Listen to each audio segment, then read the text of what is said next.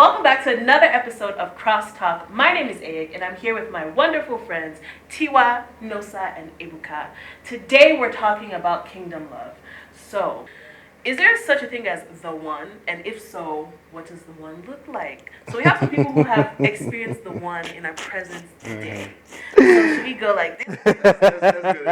What do you mean? Yes. So, is there such a thing as the one? Yeah, I think so. There's always, God is very good at exposing bad relationships. Like you said, you talk to him, you ask him, is this the person when you're seeing someone, and deep down you know. Like one of my prayers was a relationship I used to be in. I always give this example. One of my prayer was, Father, if she's not the one, make her the one. You know, modify her. Who says modify? How do you modify someone? Do you know how do you modify someone? Right? So it's so deep down I had a little bit of like I know, but like I'm not really like I'm not myself, right? But with the one, you're like it's just you're just like I don't know, you're in sync. Like me, like for me currently is like when I tell people like when I saw the first time I had a conversation or speaking with my fiance, who's not my fiance, like I said I knew or I have an idea of how Adam felt when he met Eve. Like you just know, there's a knowing, there's a he was like, this is flesh of my flesh and blood of my blood, your bone of my, so it's like you just there's like recognition, there's a certain recognition there. So I think and if that's not the person you can either ignore the signs or you can accept them. It's really that simple. I think. Okay, I now there's just something that is nagging my mind right now. So it's look, the Bible does say it's quoted everywhere. He who finds a wife. Yeah. And now, I think one thing I've picked up now is that it's not like we are actually looking. It's not like we're actually looking. So what does that mean? Like he who finds a wife? Because I'm just running it through my mind now. It's like, is the finding actually when you recognize and you're working that out? I think the thing is, so when you say find a wife, right, you have to be looking for something to find it, right? Now, what we are speaking about is more of, it's not like you're not looking. It's like you're just chilling at home. And the wife, and the wife just comes, hey, how are you? My wife, bone of my bones. But no, like you have to, that intention needs to be there, right? You have to have that, you know what, I'm actually ready to settle down, right? I'm ready to settle down. I'm ready to find a wife. I'm ready to, So to you're looking find. for something, may not necessarily Yeah, be that. exactly. So you're looking like, yeah, you speak to God about like. So there's this concept that comes to my mind, or I've heard about before, when it comes to like relationship in the kingdom of God, in the setting of God, that each couple or each family has a purpose. So your other half, whether he or she, has to fit into that purpose that God has for you. So it's like, so everything just needs to set in. It might be, when it comes to the problem, it might be business. It might be that both of you have to be involved in. It might be the project of your kids, or if some people decide to adopt the kids that they're doing, but just something that not one of you will do on your own, but two of you have to do. And it's you cannot, your purpose in life can't be fulfilled without two of you doing that. So that's one thing that That's true. That's so key. I know I've heard it before from previous people, and I've seen like, because it's one thing that you are successful on your own, but it's when two of you just keen into a particular project together. It's some. There's the partnership. Yeah. Yeah. Well, speaking of family, I was actually going to bring up a more practical, sorry to interrupt, a more practical situation. So, you have someone, your family is like, she's not it. But you feel convicted, like, guys, she's it. So, depending on your relationship with your family, I know personally for me, like my mom or my sister's opinion means everything. So when they say go, it's a go. If it's no, then it's no. But like, what if you're with someone and God is like, no, no, no, she's the perfect fit? Where do you draw that balance? Because you still want to remain on good terms with your family. Yeah. Some people also have like financial ties to their family, all kinds Yeah, of ties, and yeah. they don't want to lose that just Yeah. because Yeah. of love. So how do you? Okay, that came out mean, but No, no, no. No, no. It's true. It's fact. It's fact. I like how do that. you? I don't So know. I think I would like the person that's crossed that line. Lead the way. Because I didn't have that particular kind of challenge. Yeah, yeah. So I don't know if I would.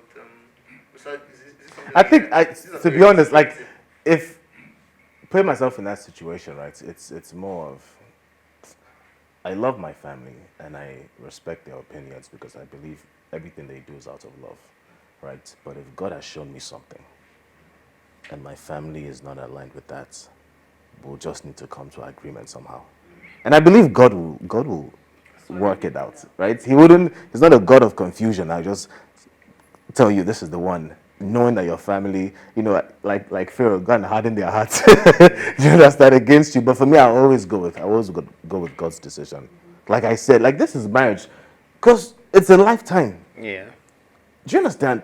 It's a lifetime. Like I've always said, if you're not going to come and live with me in my home and be there when we're having arguments and trying to pay school fees, then I don't know. I can't really take your advice on whom exactly I should marry. I can take your advice on marriage. I can take your advice on relationships. I can take your advice on all these things. But in terms of, you can't point like you should marry this one if it's not from God. Do you understand? Because you're about to like impact my life, my entire life. Children, grandchildren, all these things, all these people that are going to come from this relationship that you're forming, and they're just going to do it based on, oh, this person, it's just because my mom said that she's not the one, or my mom said that she choose this one, or let me go and get someone from my village. Like, do you understand? It's not a good enough reason. Especially when God has told you this. No, don't even, I wouldn't even try it. I don't care what happens, like, I'm sticking with what God has said. I've always thought of it like, especially, let me say, okay, I'm Yoruba, for example, and of course the common thing among us is like, don't bring an Igbo girl, and to a certain extent you can see where they are coming from. You get this conviction from God, okay, that this is the person, and she's not in the model that they want. But then, are you prepared to go through? Because to be honest, when you are crossing that divide of marriage, once that part of family is not at peace with what you're doing, that's going to be It's stormy very process. tough. I've heard some crazy stories. Yeah, and it's not. Let's face it, it's not pretty. No, it's not. It really, and even for me, right? The whole Edo thing, marry Edo woman. I get that, and to be honest, to a certain extent, I understand where they're coming from. But like I said, marriage is too important to be built on my tradition or my tribe. That can be the only thing. That can be the only thing that determines who I'm going to marry. Like, especially if God has said this person, right? That's your life. See, there's some people that go to bars. Some men go to bars. They can't go home because it's wahala. Some women just don't want. Do you know? So people are going through some tough things. Like, they're living with the devil. Because these days we're getting married for the wrong reasons. Exactly. A lot of people are getting married for the wrong reasons, either to gain something from someone. Like, that's not what it's about. So to really find the one, like kingdom love, you need to know God. Okay, no, sir, I just want to say, because you have just touched on something, and this is kingdom love, Yeah. but celibacy in the relationship that you have. Yes. It's not that, okay, soul ties, you're doing it with other people. Okay, you have found the one. Yes. Why can't I do it with the one? Yes. We are not married yet, but we are like, It's- it's already like, okay, we are working towards marriage. It's just But like, why not with the one? it needs to. Like this. I like that question. I like that question. Since you know you're gonna get married anyway, so No, but okay, let me ask this question. How many times have you thought about getting married anyways? How many people are there? I mean, you get into relationships to get married now. True, that's the expectation. Do you understand? Well, most You likely say or something. you've been there. You've been like, oh, I'm going to get married. this So you now say, person. okay, this time I'm going to get married. You go and have sex. The next one, I'm going to get married. You're just looking your souls with different things. Do you understand? You're just having soul ties. Yeah. So that's why when you're married ahead, at least you know you're married. You're not guessing, oh, I'm going to get married, or hoping, oh, I'm going to get married. But you're talking about when God has confirmed. Yeah, no, yeah. Now I want you to confirm, like, why in that place of, because I've known people who have, like, for some reason, it happened before they got married. Fine, that was where they were going. Yeah. And of course, that was not the intention. So let's fix that. Christians do, as in it happens to Christians. Yeah. Right? And they know that, look, this is not what was meant to happen. But I think, I'm not sure, now I'll speak for myself. What is the reason why? Like, okay, I'm in a relationship. We're in this together for the long haul. As far as the other things concerned, but this is sex. And look, I'm not blind. I'm not blind. So why are you telling me like something that it's almost like I want to eat? Sorry for bringing it to that primal level, Yeah.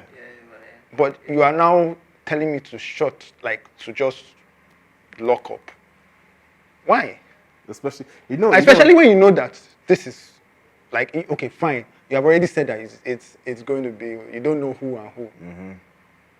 But you are heading in that direction, so why? Go ahead. Let you take that one. Okay. You've had sex with someone. In the spirit, what you have said before you married the person, what you have said to everyone, to the spirit, is that I am married to this person. So imagine if you do that, you get into that covenant with somebody else, and something happens. You don't get to marry that person anymore. And eventually you marry somebody else. It starts to set up confusion in the spirit. And so there are things that have been planned beforehand for you and your wife. All of a sudden there is another wife. And so Come on now. in that moment you find yourself waking up in the mornings, and there's a lot going on in your mind. You're unsettled, you're having battles, you sleep and you wake up and you're seeing someone else. Why? Because as far as the spirit is concerned, you are bound to that person. Preach. Come on, boy. So you have to now go back to God to spend time breaking a valid covenant. Because as far as the spirit is concerned, you married that person by sleeping with her. Come on. Come on, preach. So, and this is just a small fragment. It's a lot more that we have some time. Basically, premarital sex is a sin. No. Basically, it's a sin. Yes. Right. It's a sin. I'm even going past that. Look, let's face fact. We are in where we are now in our own time. Sex is like an appetite. No, it's not that. It's an appetite. Yeah. And you're telling you, because, okay, when you know you're fasting, you know at least it's for a season. Yeah. Even if you are going 40 days or 100 days, you know after that you eat. You're telling me to go on a period of how many years now? If you have been part of those that, okay, you got to know God at a young age, you are just going years. And like, why and why? And now, no, look, this is all deeper, as in, from what it is, it's still an angle. Okay, fine. You are married, you married someone. Oh, well and good, okay, between you and God, but something along the way, before you got married, both of you had sex. What happens on the grandest is there a consequence to that? Or it's just, but you married the person. No. So does that validate like? No. But that's the thing. If if you have sex with anyone, including your wife to be before marriage, it's still fornication. It's still a sin. Doesn't matter whether you're on the way to get married and you guys decide to stop at the hotel and have sex. That is still, do you know, you need that, you need the, it's, he put it so well, like, it's a covenant that you're making. Yeah. The first time we were speaking, I remember the woman at the well. Yeah. Okay, and her husband. Her husband. Yeah. She wasn't married. Yeah. She wasn't married. At that Remember, right? Yeah. So Jesus wasn't talking about, the husband you went to church with and you have a ring. No. Do you understand? So when you were speaking, I was like, oh my goodness. Her husbands. Was it 5? Yeah. She doesn't have 5 legal husbands. She has tied her soul. Do you understand what I'm saying? She has tied her soul with 5 people. Do you understand what I'm saying? So that's how it is. You go and have sex with this person, you've tied your soul with this person. You have sex with this person, you've tied your soul with this person. Have sex with another person, you've tied. So all those guys that are bragging, 100. You don't tie your soul with 100 people. Do you understand what I'm saying? So it's much more deeper than just the thrill and all these things. And I'm not speaking with ignorance, Yeah. We've been there. We've been in a place of, of that kind of sin and coming out of it. Do you understand? So it's even like, what will be key is to find out how to come out of it. How do you just stop? Because you can stop, right? You can just stop. You can pray about it. You can stop it. You can speak to people about it. People who are on that journey, right, of celibacy. You can speak to people about it. Like, look, I'm in this relationship. I want to stop having sex. I just want to. Oh, I'm not even in a relationship. I just want to stop having sex. Do you understand? You can come out of that. God will give you the grace because you need the grace. I know. Do you understand? You guys, like, you guys are here. Yeah. Okay. Well, what can we say to this? Thank you guys for those perspectives. I really appreciate the way the conversation went. You guys shared a lot of insight with us today. And guys, the conversation does not end here. If you're not following us on social media, please do. And we're going to be having a part 2 of this conversation with the female perspective. Thank you so much for watching. Thank you guys for joining. Thank you. Thank you.